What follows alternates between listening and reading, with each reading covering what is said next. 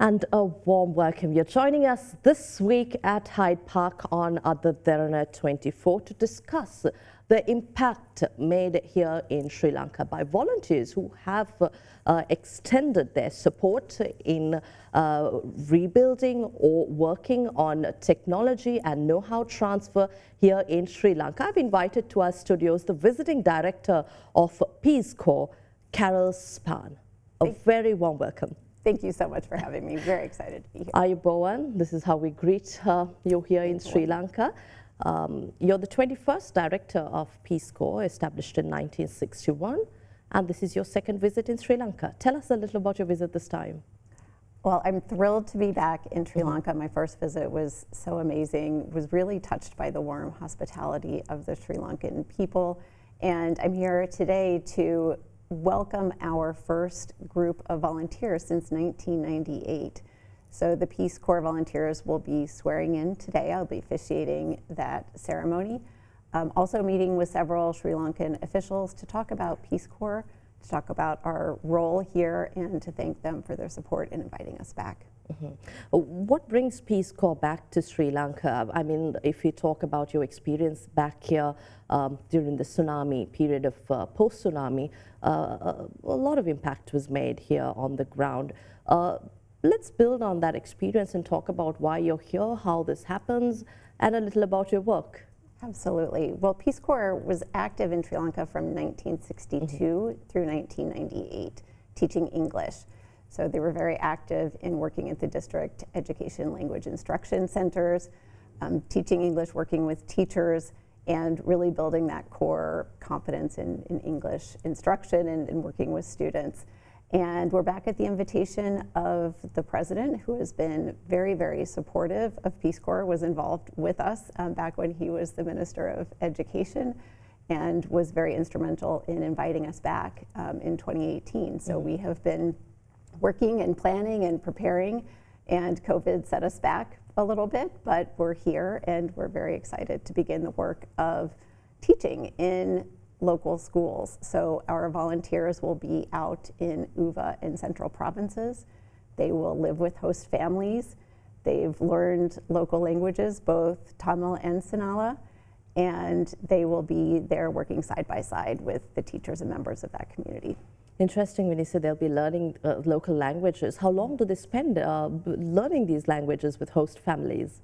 Well, it's really quite incredible. So they arrived in December. I met this group when they were departing Washington, very fresh, very excited, and they've spent the last 3 months learning local language and living with host families here, and just developed these incredible bonds and really strong language skills that they'll continue to build on. 3 months is just a start, but it's part of what we do, because we believe that language is integral to culture, and we really ask our volunteers to integrate, to learn about the local culture, and you can't do that without language.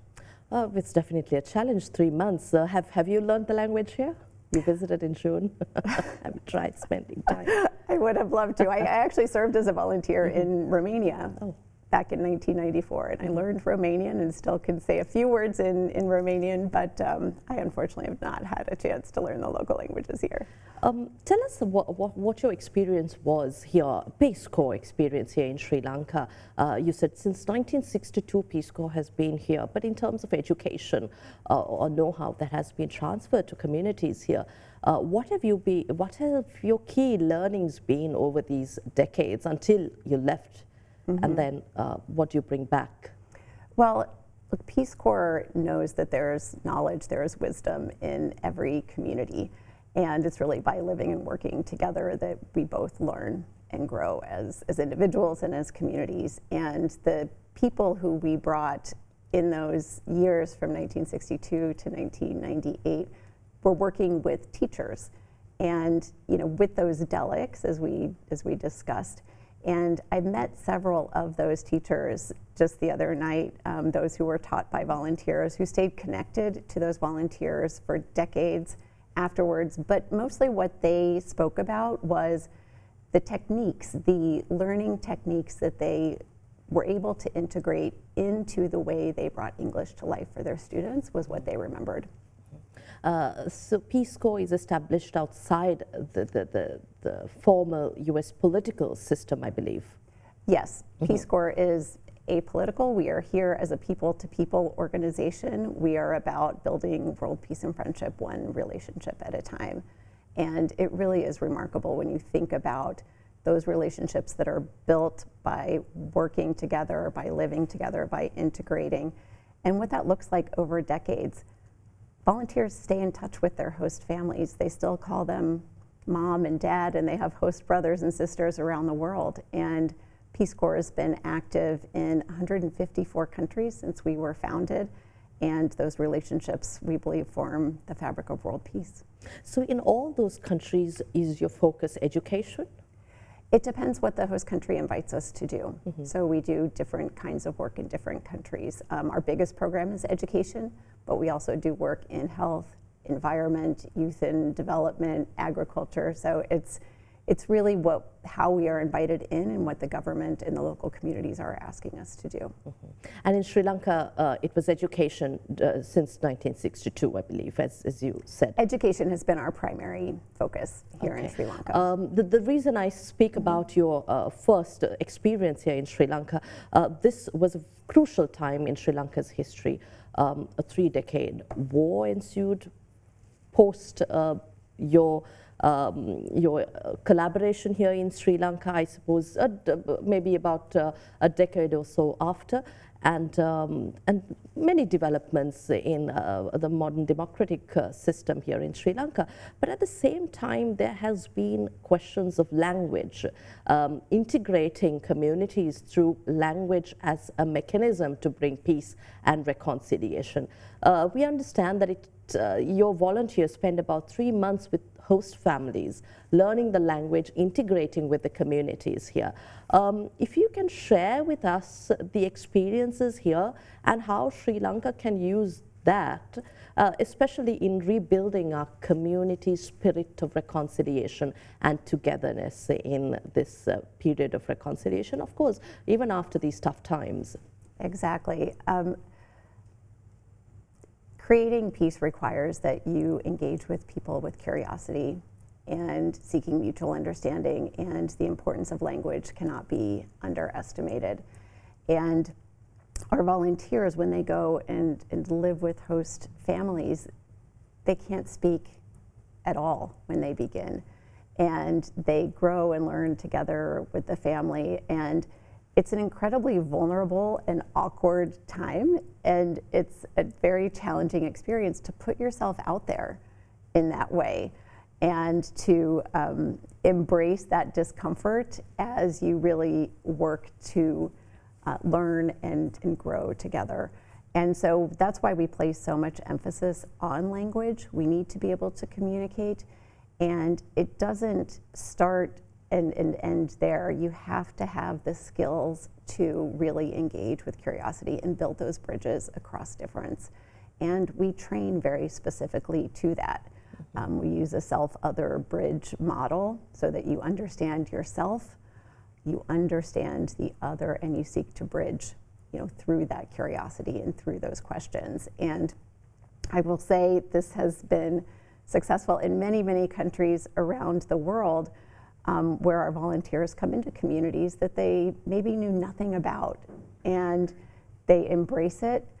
And we've seen, even as our volunteers were leaving their training site, so they were living together with host families for 3 months, and as they were leaving, there were so many tears, and just tears of love and communion, and those families really embraced them as their own. So it was a very, very special time. How long or how many languages do these volunteers, let's say a volunteer who comes to Sri Lanka now to spend about 3 months learning either Sinhalese or Tamil, how many languages do you think on average they've learned or spent time learning? Oh, I think it varies a great deal. For some, it's the first language they'll ever learn or experience, and some have engaged with other languages in college. This is certainly quite interesting.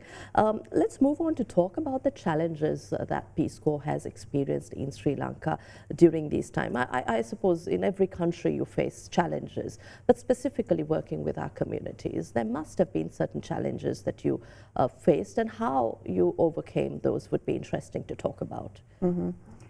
Well, everywhere there are challenges as volunteers seek to integrate, as they're doing their work.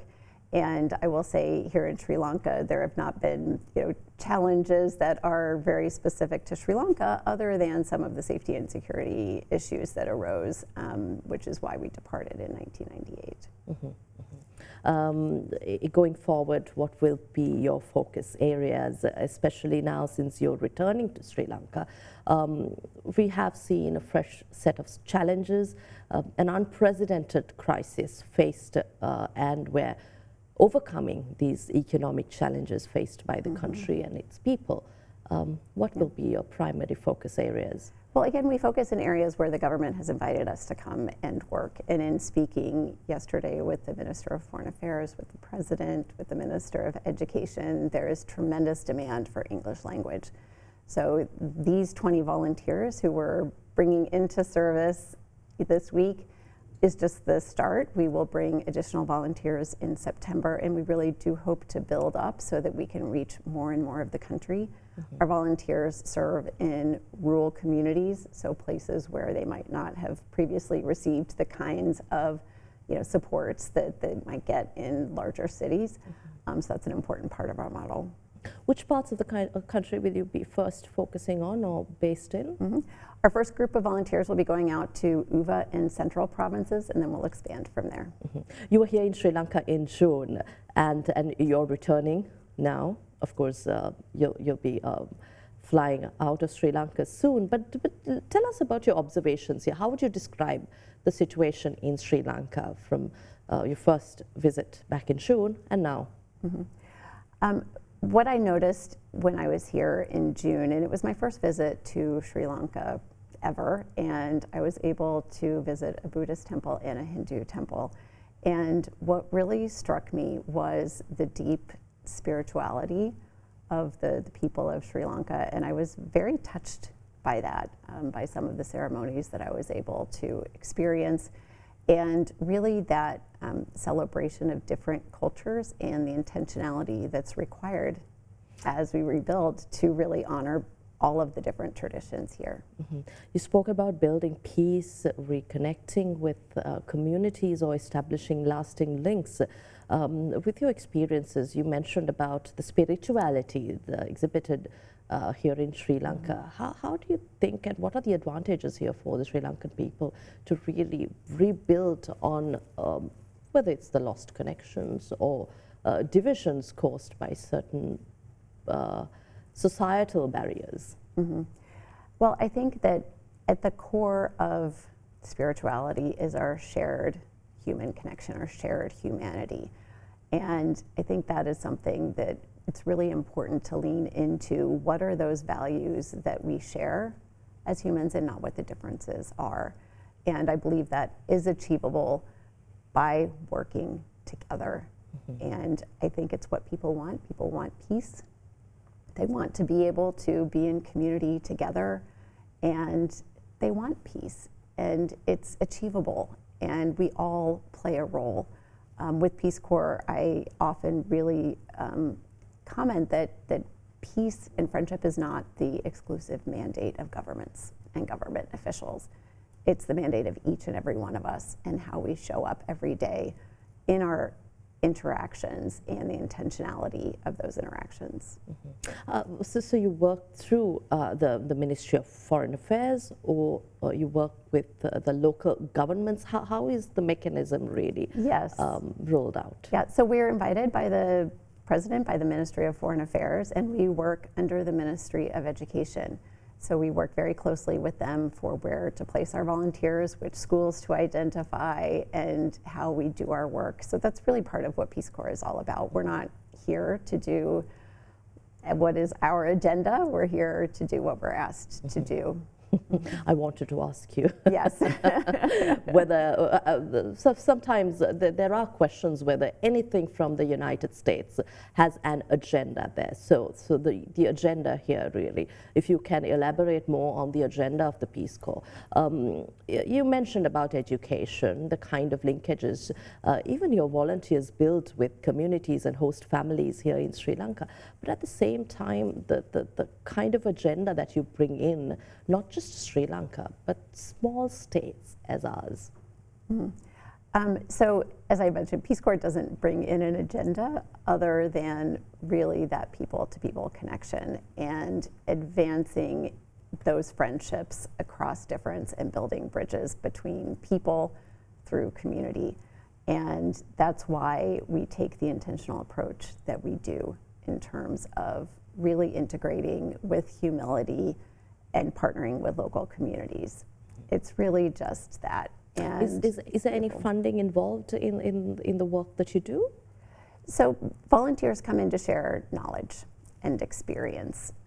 In some cases, there might be small grants, and if there is a small grant that comes in, usually it requires a significant community contribution. So we really value the assets that are in the community, the knowledge that's in the community. So it's more about, you know, that development of relationships and, you know, that intentional action of working together. How many volunteers would be based here in Sri Lanka this time? So we have 20 that we're working with now. We are looking to bring in 40 to 45 in September, and then we'll grow from there. And we'll be in Uva and also Uva and Central Province, yes, and we'll grow from there. Have you earmarked a number of schools or any other areas that you will base the Well, we've very intentionally placed volunteers equally in Tamil and Sinhala schools, and we will continue to be very intentional about that as we grow. And again, the schools have been identified through the Ministry of Education and the communities that have invited us in, and we've been received with really open arms. It's been absolutely incredible. We have with us this week the counterparts, so the people who will be working most directly with the volunteers, as well as the principals from those schools. They were greeted yesterday by their volunteers in local language and really talked about their expectations and what's important to them as they move forward. And on both sides, it was really about that warm welcome, about building friendships, about building relationships. I think it's time we take a short break. I have a few other questions for you. It's certainly interesting to talk about Peace Corps and your experience here in Sri Lanka, but we'll return after this short break here at Hyde Park on Other Derana 24.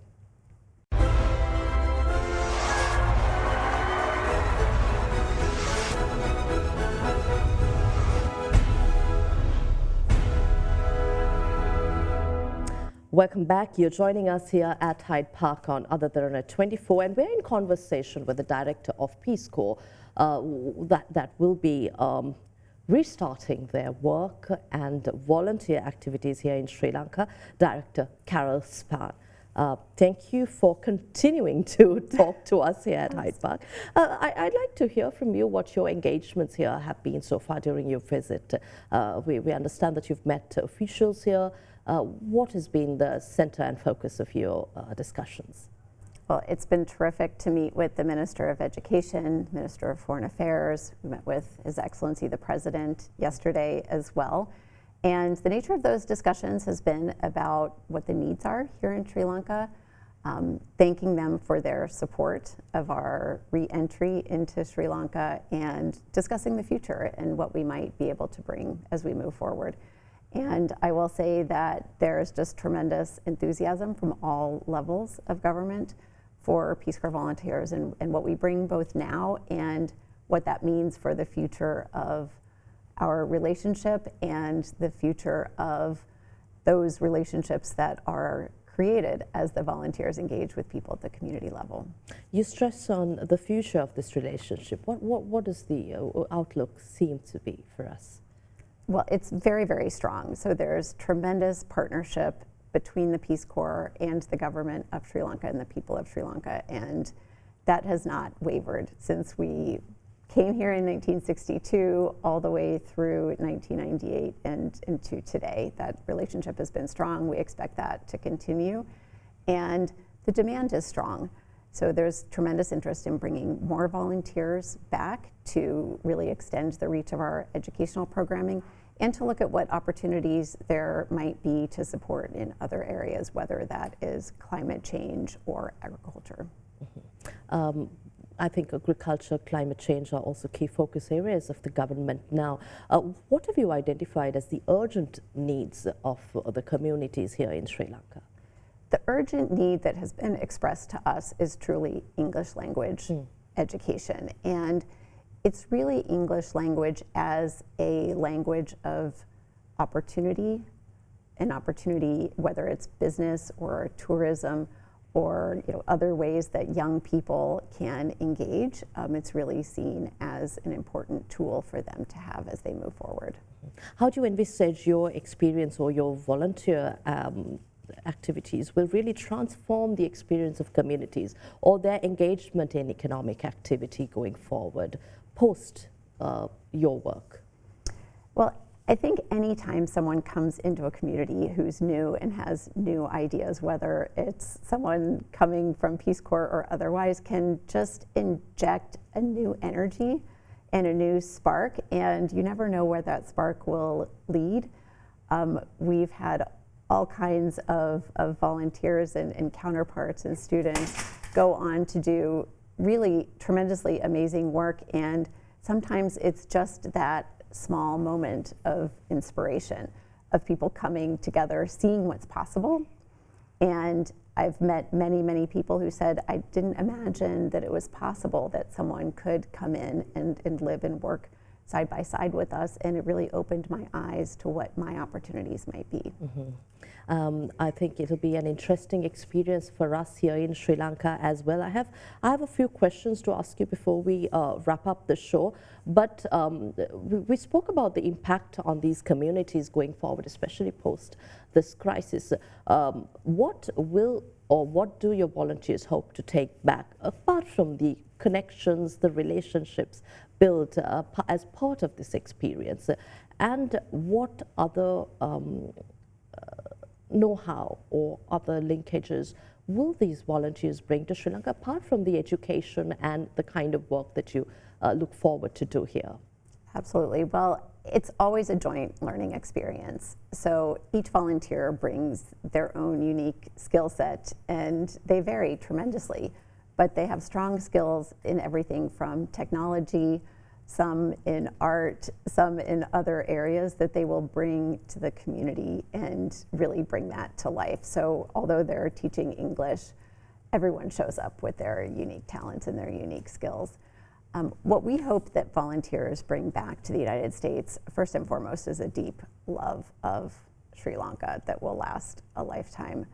But they also bring back these skills of intercultural competence and being able to work across difference, being able to teach, being able to manage projects. But really it's about a deep sort of cultural humility and ability to integrate and to work across cultures. Mm-hmm. We'd also like to learn what your successes have been in recipient nations. From our conversation just now, I understand that there has been tremendous work, and the kind of impact must be felt at grassroots level. What are your success stories from recipient nations, and how have these communities really benefited so far? Well, there are so many stories I could share with you, all the way from supporting the eradication of smallpox to the prevention of HIV at the grassroots level, to really supporting different industries development, whether it is chicken farming or something else in various countries around the world. And again, it's that spark that volunteers provide, that beginning. It's my understanding that one of the volunteers who taught here in Sri Lanka at one of the delegates was one of the first to introduce the English language camps that are now adopted. They are expected around the country that teachers and schools will be conducting language camps. And I'm sure he didn't imagine when he decided to run an English camp that that's what would happen. And here we are, and now it's a part of the national education system. It's amazing that there's so much of willingness to help one another, to help each other, and there will be significant impact felt in countries and communities. When are we expecting you back in Sri Lanka? You're leaving on Saturday, but as soon as I can come back. It's such a beautiful country. It's a country that I feel like a week, 2 weeks is not sufficient. You really want to immerse yourself. But have you tried the food and tried traveling around, visiting a scenic, beautiful? I will be traveling up to Kandy tomorrow, so we'll have a short opportunity to visit and experience some of the cultural highlights of this country. I've certainly tried the food, and I think that my other hope for volunteers is they bring back some great recipes and bring that piece of Sri Lanka home with them as well. But had a king coconut, and that was amazing. So yes, I'm really trying to enjoy everything I can while I'm here. Yes. The tropical island it is. But before we wrap Exactly. up, I'm sure you'll have something to share with our audiences who are really looking forward. I'm sure they understood your work here in Sri Lanka, but who are really looking forward to what it will be for Sri Lanka and the communities in the Central and Uva provinces, especially after these difficult times. I stress again, there's so much of hope and encouragement within communities to rebuild on the difficulties that we've felt. But the willingness to help, the willingness to support and be a part of this development is something we really appreciate and want to talk about. So when you take back from here in Sri Lanka, what do you hope will be the goodness that you take out to share with the rest of the world? And what more can you share with us, the Sri Lankan community? I think our audience would want to hear from you before we wrap up. Yes, absolutely. Well, Peace Corps just turned 63 last week, and the theme of Peace Corps Week was Optimism in Action. And hope requires optimism and requires action. And so it's my hope that the volunteers, again, that are coming here bring that spark, and that they work together with communities and really see how those individual actions, each and every person, how they show up in the world and what they decide to do can make a difference. Every individual action can make a difference. And I've seen it time and again. And so it's my hope that that inspiration really comes through, and that our volunteers leave here just as inspired. And I can see it already in them from the hospitality that they've experienced. And if I can tell you a brief story, as the volunteers were leaving their host families, they were being picked up in a van, and the van left the first home and went to the second home, and people from the first home were riding their bicycles behind the van because they wanted to be there for the final goodbye. And by the time they got to that fifth home, there were 25, 30 people on bicycles waiting there to give their final farewell. And we know that those volunteers will stay connected to those host families, but it's that spirit, that joy, that love and connection that I hope we're all able to experience in really profound ways. Mm-hmm. When you say host families, it really becomes a family, a home away from home. Exactly. And I believe even the inputs, the connections made are beyond the relationships that you would connect country to country or community to country. Exactly. Community. This is individual. Thank you very much, Carol, for your time here at Hyde Park and here in Sri Lanka, for all the efforts bringing together your volunteers and to build lasting connections among our people. Thank you so much for having me.